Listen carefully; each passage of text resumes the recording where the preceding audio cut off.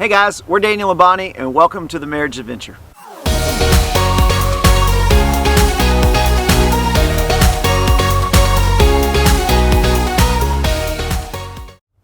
So a few weeks ago, we were getting ready for school, and I don't know about at your house, but it kind of is a process. And the kids weren't quite ready yet, and we have an 8-year-old and a 10-year-old. And our 8-year-old little boy, Colby, was missing his shoes. Now, Just pretty common. yeah, they can spend hours looking for their shoes. Well, Colby couldn't find it. He couldn't find it anywhere. And finally, I hear Daniel in there telling him, Colby, they're right here. They're on the floor. They were underneath.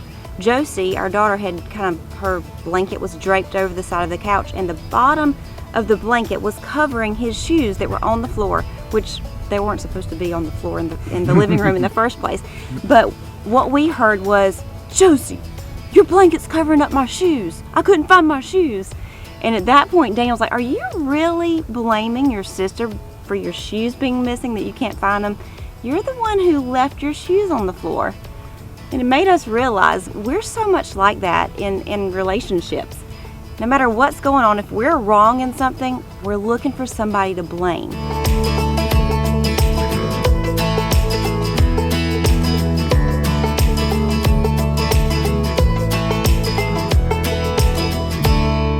So I'll never forget when I think I was in 8th grade. I was in middle school, and back then they called it junior high.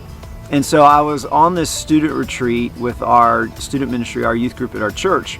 And the speaker taught this rule, and I had no idea when I was, a chunky little 13-year-old, this rule was going to forever change my life. But somewhere embedded in the teaching of the weekend, he taught about this rule called the 90-10 rule.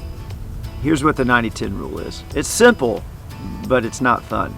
The 90-10 rule is this: if 90% of the problem is someone else's and 10% of the problem is yourself, what percentage of that problem can you change? You can't change their 90%. You can only change your 10%.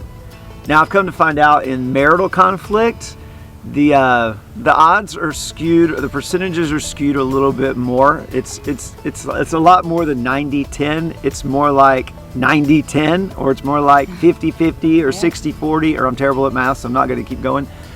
But if I can realize what my percentage of the problem is, whether it be big or whether it be small, and I can work on that, and I can learn to look in the proverbial mirror and change the thing that's wrong with me, then do you realize what that's going to do in my relationship? Because when you change your percentage of the problem, guess what?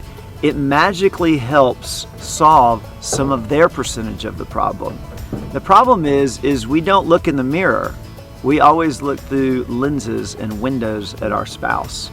And I always see her side of the problem, but I never see my side of the problem. So the number one rule in marital conflict is use this, the 90-10 rule.